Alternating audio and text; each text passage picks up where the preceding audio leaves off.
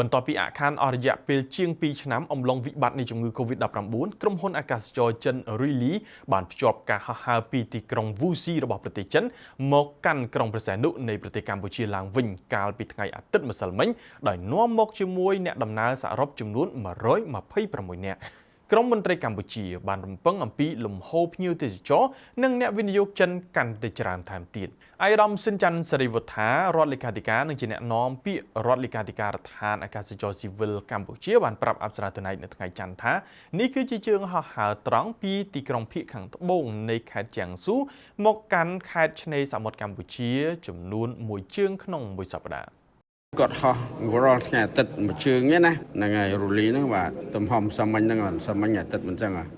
អាយដាមឡុងឌីម៉ង់អភិបាលរងខេត្តព្រះសីហនុបានប្រាប់អប្សរា Tonight នៅថ្ងៃច័ន្ទនេះដែរថាការភ្ជាប់ជើងហោះហើរឡើងវិញរវាងខេត្តជាងស៊ូនិងខេត្តព្រះសីហនុគឺជាការផ្ដល់ឱកាសបន្ថែមសម្រាប់វិស័យទេសចរនិងវិនិយោគមកកាន់ខេត្តព្រះសីហនុ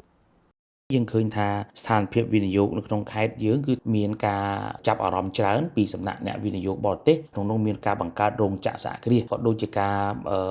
បង្កើតតំបន់សេដ្ឋកិច្ចពិសេសអីជាដើមនេះលោកជំទាវឆាយស៊ីវលិនប្រធានសមាគមទេសចរកម្ពុជារំពឹងជាវិជ្ជមានអំពីចរន្តភ្ញៀវទេសចរចិនមកកាន់ប្រទេសកម្ពុជាស្របពេលដែលឆ្នាំនេះត្រូវបានកំណត់ជាឆ្នាំទេសចរកម្ពុជាចិនបើតាមអាយដាមឡុងឌីម៉ង់ស្ថានភាពវិស័យវិនិយោគនៅក្នុងខេត្តព្រះសីហនុចាប់ផ្ដើមកម្រើកឡើងវិញក្រោយរាជរដ្ឋាភិបាលបានដាក់ចេញគោលនយោបាយអភិវឌ្ឍខេត្តព្រះសីហនុឲ្យក្លាយទៅជាតំបន់សេដ្ឋកិច្ចពិសេសគំរូពហុបំណងដែលមានកម្មវិធីជំរុញការផ្សព្វផ្សាយអំពីសក្តានុពលរបស់ខេត្តនេះទៅកាន់សហគមន៍អន្តរជាតិអាយដាមបន្ថែមទៀតថាក្រៅពីការហោះហើរត្រង់ពីប្រទេសចិនបច្ចុប្បន្នខេត្តព្រះសីហនុក៏មានការហោះហើរត្រង់ពីទីក្រុងហូជីមីញប្រទេសវៀតណាមនិងទីក្រុងកូឡាឡាំពូប្រទេសម៉ាឡេស៊ីផងដែរយោងតាមរបាយការណ៍របស់ក្រុមប្រឹក្សាអភិវឌ្ឍកម្ពុជា CDC បង្ហាញថានៅរយៈពេល3ខែឆ្នាំ2025នេះកម្ពុជាអនុម័តគម្រោងវិនិយោគសរុបចំនួន172គម្រោងក្នុងនោះក្រុមហ៊ុនវិនិយោគរបស់ចិនបានឈរលំដាប់លេខ1ដែលមានចំណែករហូតដល់ទៅជិត80%។